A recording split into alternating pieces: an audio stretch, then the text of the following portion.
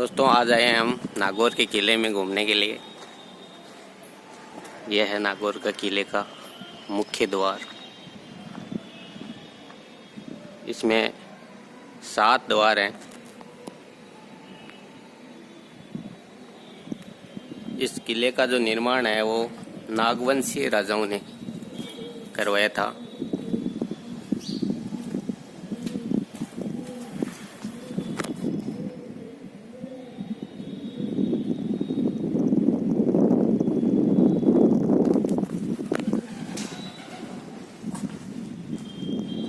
ये देखिए,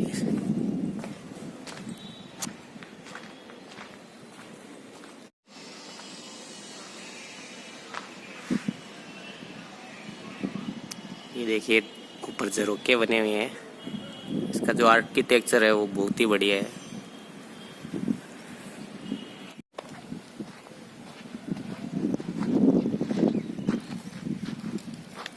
ये देखिए इसका मुख्य द्वार है।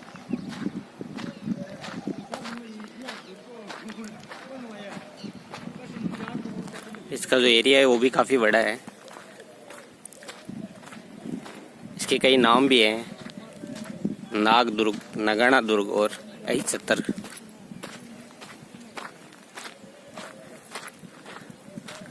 किसी समय में यहाँ पर नाग राजाओं का साम्राज्य था।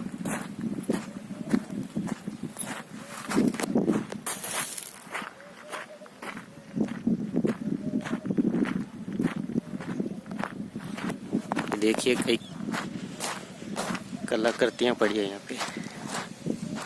कुछ तो खंडहर में बदल चुकी है, कई मूर्तियां प्राचीन, कुछ अभिलेख भी पड़े हैं। देखिए कितना ही खूबसूरत होगा ये किसी समय में, लेकिन अभी ये खंडहर में बदल चुका है। इधर एक मंदिर बना हुआ है।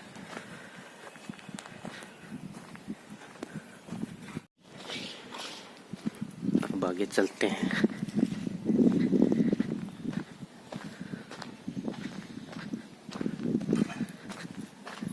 ये काफी दूर में फैला हुआ है और ये एक ऐसा किला है, इस पर तोप के गोलों का भी कोई असर नहीं होता है।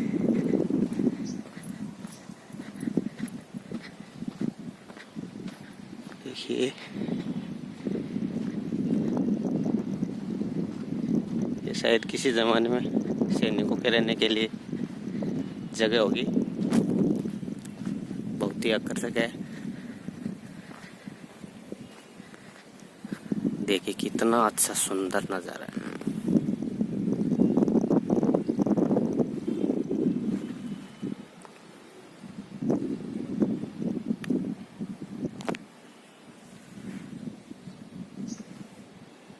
ये ऊपर झरोखे बने हुए हैं। ये देखिए कितना खूबसूरत है। आज भी ये मजबूती के साथ में खड़ा हुआ है, बहुत ज़्यादा प्राचीन होते हुए भी।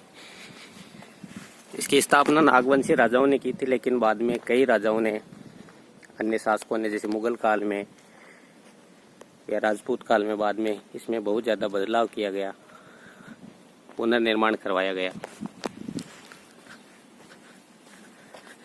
यही वो किला है जहाँ पर यहाँ के राजा अमर सिंह जी और बीकानेर के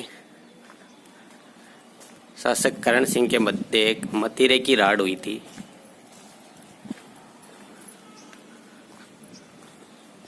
एक मतीरे की वजह से दोनों राज्यों में लड़ाई हुई थी और जिसमें कहा जाता है कि अमर सिंह जी जीत गए थे।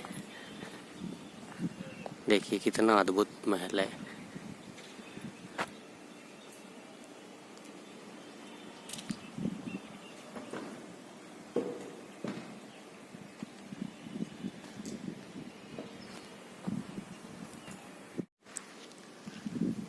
ये बाहरी परकोटे का एरिया था। अब हम अंदर की ओर जाएंगे।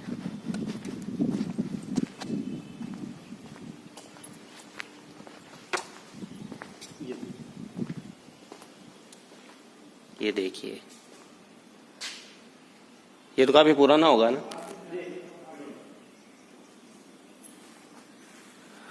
हाथी का रथ देखिए,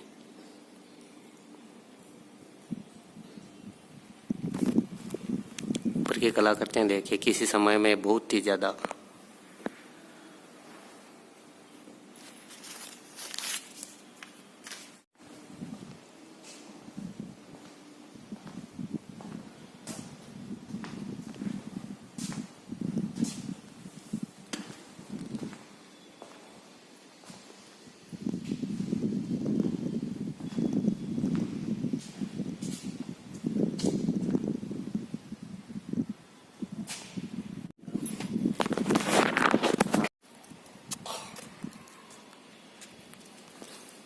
ये महल देखिए राजा भक्त सिंह जी का, कितना ही अद्भुत है। अंदर से बंद है, साइड है, अंदर से बंद है। कहा जाता है कि भक्त सिंह जी की 16 रानियां थी, जिनके महल पीछे की तरफ है। लेकिन ये देखिए भक्त सिंह के बारे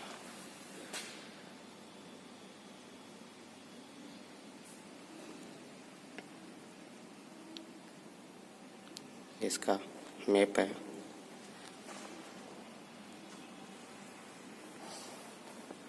बहुत ही अद्भुत है।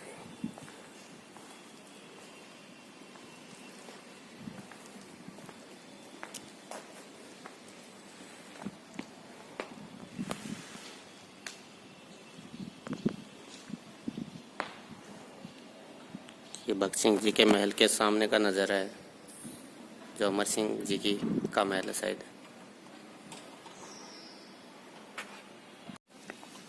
ये भक्त सिंह जी का महल है।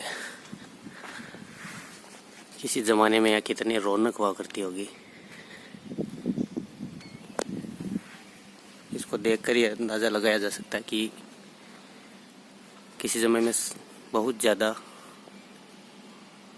शानदार महल रहा होगा ये। इधर दीपक महल,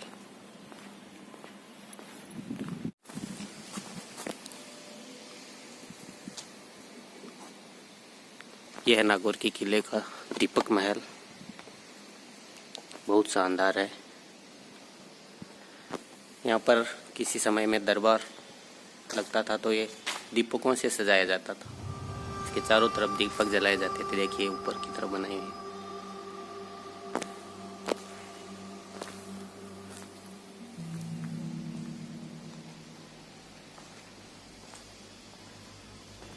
बहुत ही खूबसूरत है ये।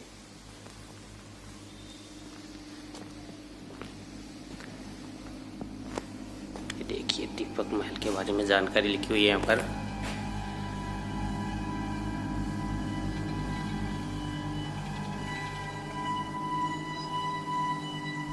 ये समय के साथ में परिवर्तन हो गया, लेकिन जब इनका निर्माण किया गया था उस वक्त बहुत ही वैभवशाली थे, बहुत ही कलाकृतियों से, जो कलाकृतियाँ आज बनाना संभव नहीं है। इसी किले का निर्माण करना, उसका रखरखाव करना, ये स्नान घर बताया जा रहा है, हमाम खाना। देखिए कितने मजबूती से इसको बनाया गया है, बहुत ही ज़्यादा। देखिए इसके अंदर का नज़ारा देखिए।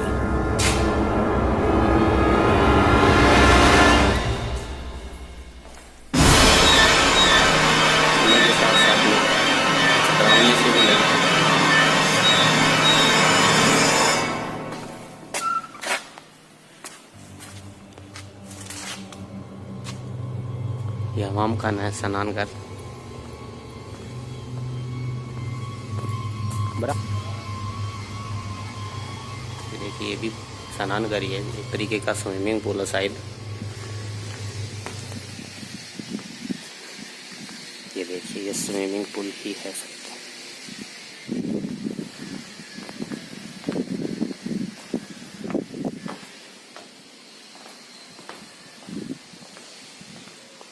शानदार। ये शीश महल है जो अभी शीशे में बंद है, अंदर एंट्री इसकी बंद है सर।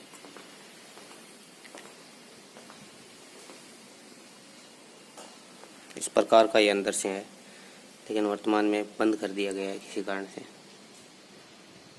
शीश महल।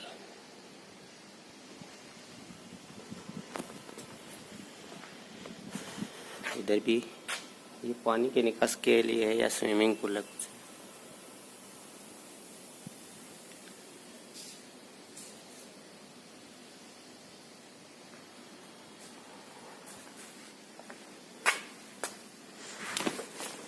बगीचा भी लगाया हुआ है।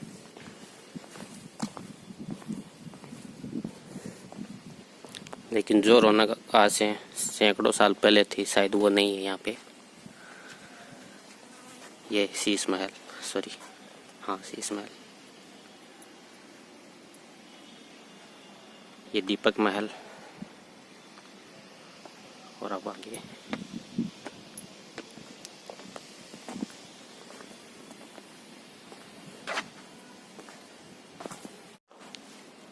ये देखिए, ये नागौर के किले का नागदुर्ग का जल महल।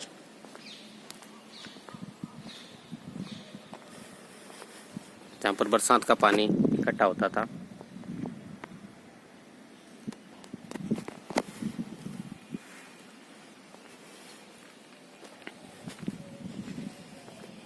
जल संरक्षण की जो ये विधि है प्राचीन काल की, बहुत ही ज़्यादा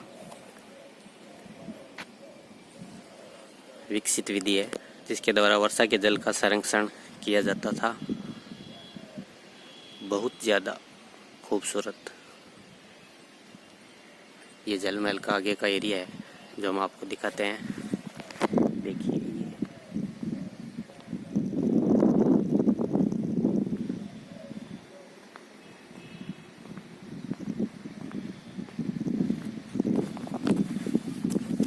ये अंदर का एरिया देखो, विश्राम गृह है एक तरीके से, बहुत ही ज़्यादा खूबसूरत। और कहा जाता है कि यहाँ का टेम्परेचर है वो बहुत ही ठंडा रहता है गर्मियों में भी।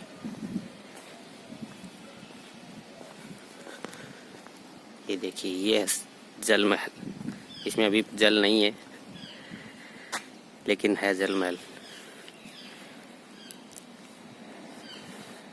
ये जल महल के बीचों बीच में बनाया गया है संरचना। देखिए कितना खूबसूरत है।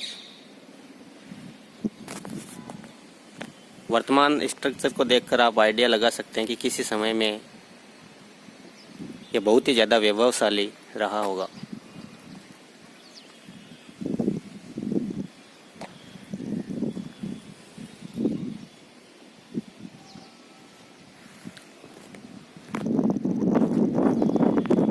अजय अमर सिंह का महल आएगा आप, जिन्होंने मथुरा की लड़ाई लड़ी थी कर्ण सिंह जी के साथ में, बीकानेर के राजा के साथ में। कहा जाता है कि बेल शायद बीकानेर के राज्य में थी और उसका जो मथुरा था वो लग गया था नागौर के बॉर्डर के इस पार, और इस पार का इस तरफ वाले किसान ने वो मथुरा तोड़ लिया था और बाद में बात राजा तक पहुंच गई और एक मथुरा के लिए बहुत ज़्यादा बड़ी लड़ाई हुई थी। सन लगभग 1644 के आसपास वो युद्ध हुआ था। देखिए कितना खूबसूरत स्ट्रक्चर है, बहुत ही ज़्यादा।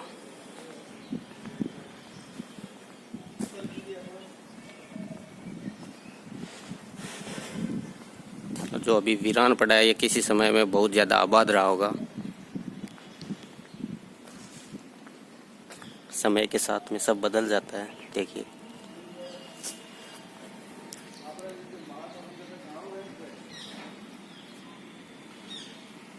देखिए कितना सुंदर महल है।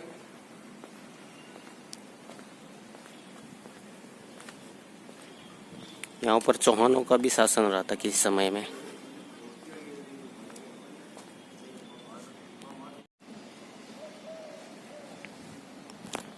यह है नागौर के किले की बारादरी।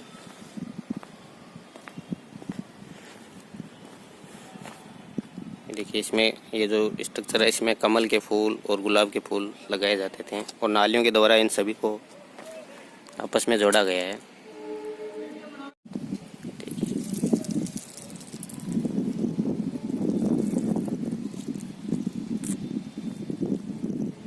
बहुत ही ज़्यादा वैभवशाली ये फुहारे लगे हुए हैं जो वर्तमान में तो बंद है, लेकिन किसी समय में कितने ज़्यादा रोचक रहे होंगे। उस समय में इस प्रकार की फव्वारा पद्धति का निर्माण करना बहुत बड़ी बात थी। और ये जो ढांचा है, स्ट्रक्चर है महल का,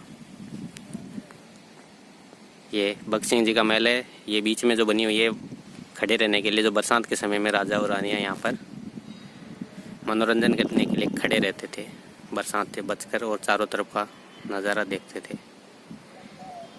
ये देखिए बारादरी, इसमें रानियाँ बैठती थी घूमने के लिए, रानियों के लिए बारादरी। ये फव्वारा पद्धति है।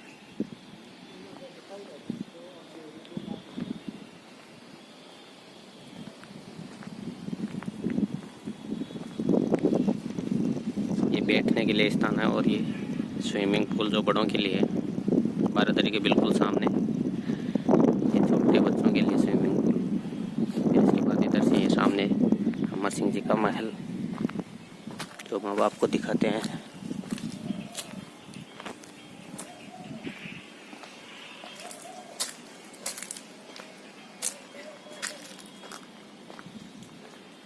ये किसी समय में राजा महाराजाओं के व्यायाम स्थली थी, अखाड़ा बोल सकते हैं इसको, जहाँ पर राजा महाराजा कसरत करा करते थे। अब ये है अंदर महाराजा अमर सिंह जी का महल, जो बहुत ज़्यादा खूबसूरत है अंदर से। इस महल का जो पलस्तर है वो भी समुद्री कोरल को पीस कर किया गया है, जिसकी चमक बहुत ही ज़्यादा है। ये देखिए अमर सिंह जी का सिंहासन है।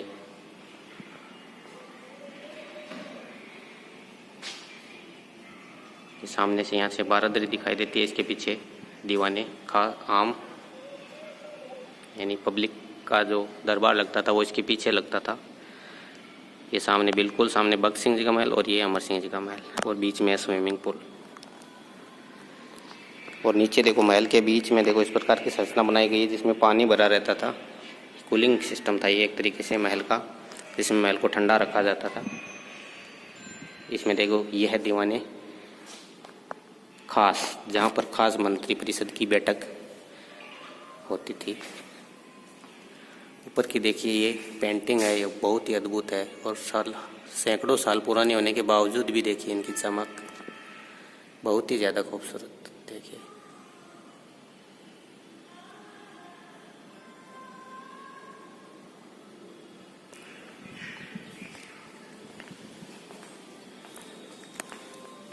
ये है अमर सिंह जी के महल के आगे का भाग है।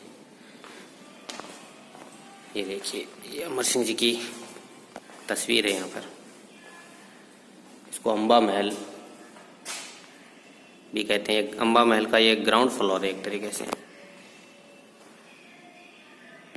अमर सिंह जी की तस्वीर है। ये देखिए अमर सिंह जी।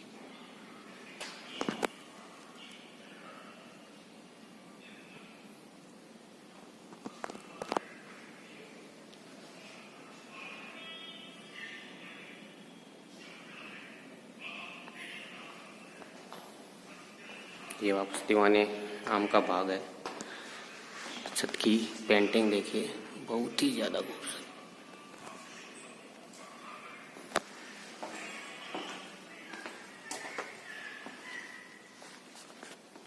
ये देखिए मुख्य जो स्थान है महाराजा अमर सिंह जी का सिंहासन, जहाँ बैठकर वो अपने मंत्रियों के साथ में दरबार लगाते थे, जिसको दीवाने खास कहा जाता था। और ऊपर के जो झरोखे हैं देखिए, इन झरोखों में रानियां बैठकर अवलोकन करती थी, देखती थी। देखिए कितना मजबूत और शानदार महल है।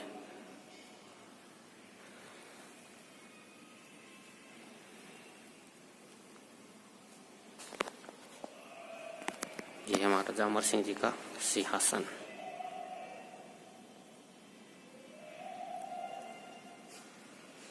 ये कूलिंग सिस्टम का ही हिस्सा है। यहाँ पर एक फंवारा है शायद, और ये ऊपर से झरना पानी बहकर इसमें आता था ऊपर से। दोनों तरफ है, इस तरफ भी है, और इसके बिल्कुल पीछे स्नानघर बताया जा रहा है। ये वाला स्नानघर, ये देखिए।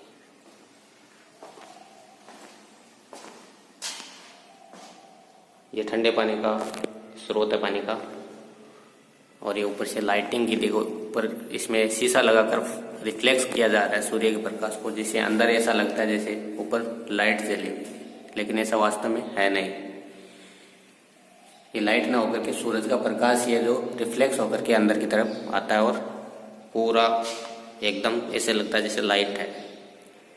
इसके पीछे ये जो खिड़की दिखाई दे रही है, इसके पीछे एक गर्म पानी का स्रोत। ये नहाने का स्थान, स्नानघर है पानियों के लिए।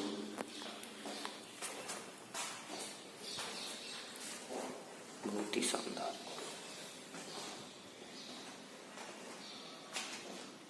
ये पेंटिंग देखिए,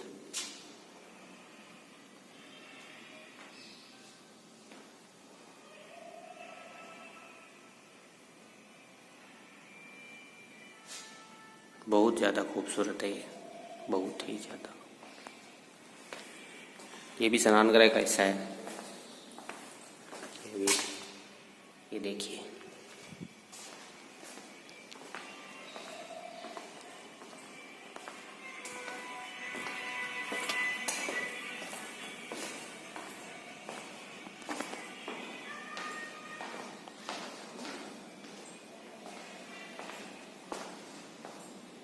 ये शीशे के उस पार है भगत सिंह जी का महल।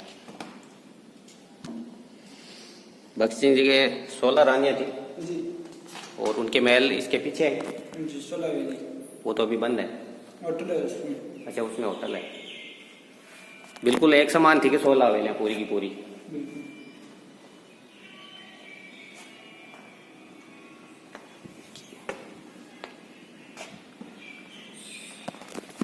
ये बारादरी है ना?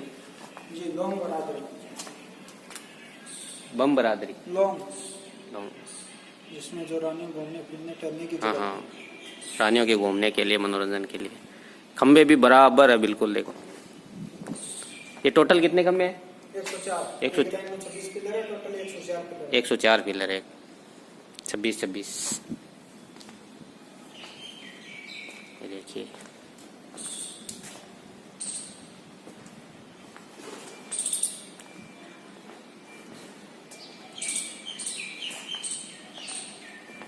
यहाँ पर रानियां विश्राम करती थी, घूमती थी, मनोरंजन करती थी। ये ऊपर शीशा लगा हुआ है, ये भी एक तरीके से पाइपलाइन ही है, कोई कूलिंग व्यवस्था बनाई हुई होगी। स्ट्रक्चर देखिए, ये पानी शायद अंदर जाता होगा पीछे की ओर से, बरसात का पानी। आगे भी देखो, यानी जल संरक्षण की जो विधि है वो इस महल में आप बहुत ही ज़्यादा विकसित तौर पर देख सकते हैं, जो शायद अन्य आपको किले में देखने को नहीं होगी। ये देखिए, ये पानी के संरक्षण की विधि है जो अभी शीशे से ढकी हुई है, क्योंकि नागौर की जो भौगोलिक स्थिति है ये राजस्थान के लगभग बीचों बीच में है, और यहाँ पर पानी की बहुत ज़्यादा किल्लत होने के कारण उस समय के राजा महाराजा भी पानी के महत्व को जानते हुए जल संरक्षण की जो तकनीक थी उसको विकसित तौर पर इन्होंने अपनाया था। ये सामने देखिए, वो जो पीछे हमने देखा था जल महल, जो बहुत बड़ा है और उसमें काफ़ी मात्रा में पानी का स्टोरेज हो सकता है। ये एक तरीके से स्नानघर का हिस्सा है, स्विमिंग पूल जिसको बोल सकते हैं। ये बड़ों के लिए है और उस तरफ छोटे बच्चों के लिए। और ये वो हिस्सा है जहाँ पर राजा और रानियाँ खड़े रहकर बरसात के समय में लुत्फ उठाया करते थे, या धूप के समय में यहाँ खड़े रहा करते थे। और ये 16 रानियों के राजा माधो सिंह जी का महल। इसके पीछे उनका महल है, उनकी रानियों का 16 हवेलियाँ थी इनकी, बिल्कुल समान। इसमें रानियाँ घूमा करती थी जहाँ हम आज घूम रहे हैं, शायद हम उस वक्त होते तो घूमने का सौभाग्य नहीं मिलता, लेकिन आज हम इसमें घूम रहे हैं। ये देखिए, ये आगे का हिस्सा हम आपको दिखाते हैं। आगे चलते हैं अब।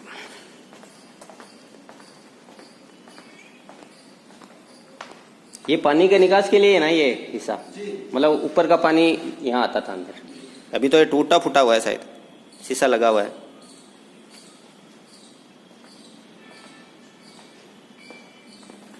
देखिए, बहुत ही ज्यादा खूबसूरत महल है।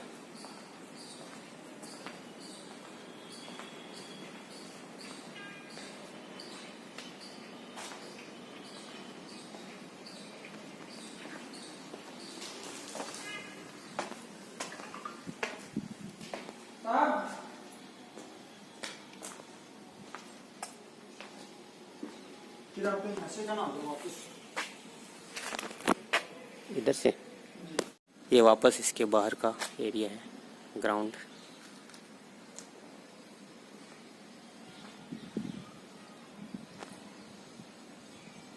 ये जो महल का हिस्सा, ये कौन से बाग का है? ये हाडी रानी का महल है। हाडी रानी का महल है। हाडी रानी का महल है। और ये जगह तो जो आप बता रहे थे, वो दीवाने आम, जनता का दरबार यहाँ लगता था। यहाँ राजा बैठते थे।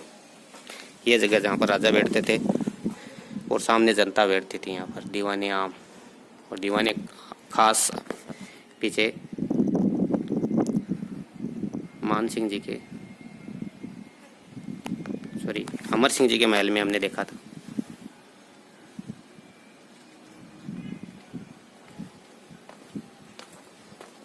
ये देखिए,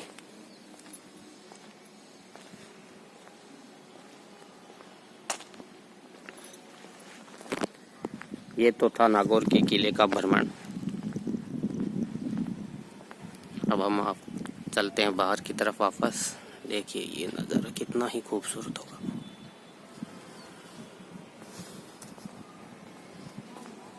सामने हाडी रानी का महल और ये मुख्य द्वार है, जहाँ से दीवाने आम लगा था।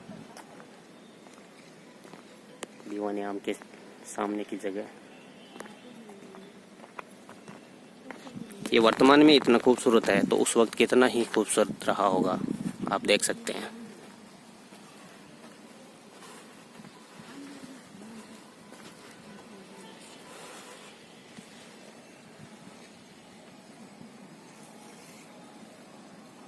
नागौर का किला, जो अपने आप में बहुत ही ज़्यादा अद्भुत है।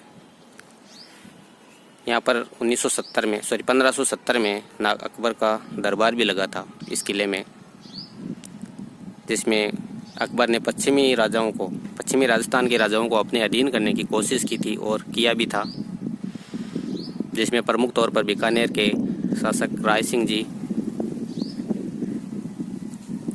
ने ही सबसे पहले अधीनता स्वीकार की थी। यही वो किला है जहाँ पर राव चंद्रसेन, जिसको महाराणा प्रताप का अग्रगामी भी कहा जाता है, वो दरबार में शामिल हुए थे। लेकिन अकबर की नीतियों को देखते हुए उन्होंने दरबार छोड़कर चला जाना ही उचित समझा। उन्होंने कभी अधीनता स्वीकार नहीं की अकबर की, और इसी कारण उनको भूला बिसरा राजा और महाराणा प्रताप का अग्रगामी भी कहा जाता है, क्योंकि दो ही राजा ऐसे जाने जाते हैं राजस्थान के इतिहास में जिन्होंने कभी अकबर की अधीनता स्वीकार नहीं की थी, जिनमें महाराणा प्रताप और राव चंद्रसेन प्रमुख थे। राव चंद्रसेन के जो भाई थे उदय सिंह और राम, उन्होंने अकबर की अधीनता स्वीकार कर ली थी। चंद्रसेन भी अकबर के दरबार में गए थे, लेकिन उन्होंने अधीनता स्वीकार नहीं की थी। तो ये तो था अकबर, जहाँ पर अकबर का दरबार लगा था 1570 में, और नागवंशीय राजाओं द्वारा बसाया गया किला नागदुर्ग, नगाना दुर्ग या अहित छत्तरगढ़।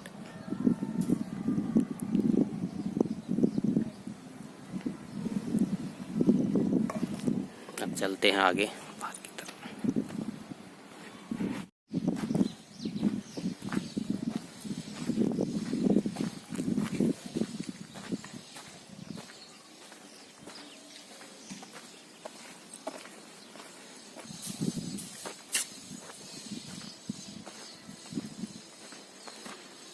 ये नागौर के किले का बाहरी ढांचा है जो पूर्ण रूप से टूट चुका है। यह भी एक तरीके से बंकरनुमा है जो शायद सैनिक यहाँ पर रहते थे किले के बाहर रक्षा के लिए। ये देखिए बंकरनुमा स्थितियाँ बनाई गई है। वर्तमान में तो पूर्ण रूप से खंडर रहता है। ये तो शायद मकान भी रहा होगा किसी समय में। इधर एक मंदिर है जिसमें अभी किसी कारणवश बंद है। इसके सामने ये संरचना की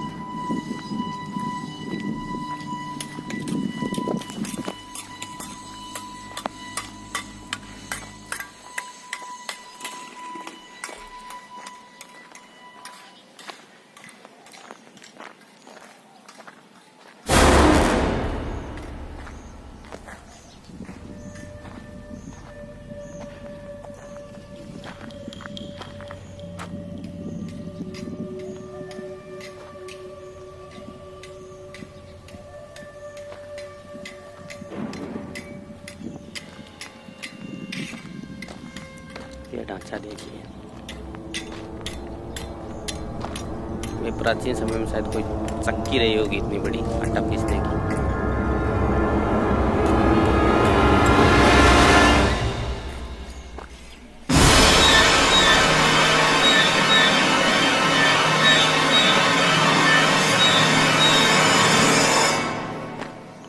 इधर से वापस बाहर जाने का रास्ता है। ये देखिए चार दीवारी चारों तरफ की।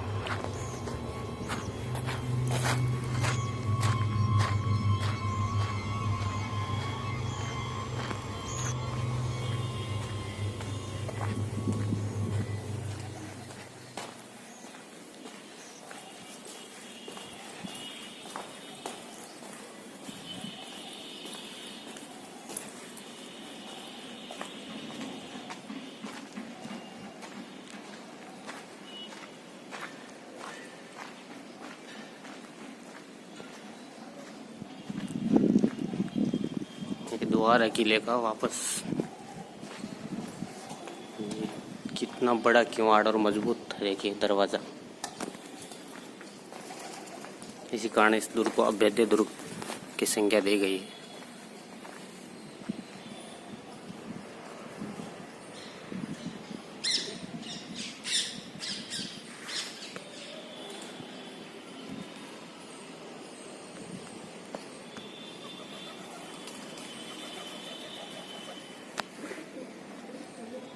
चलो चलते हैं बाहर अब किले का भ्रमण करके। तो आप बताइए कि आपको किले का भ्रमण कैसा लगा, कमेंट बॉक्स में ज़रूर बताइए।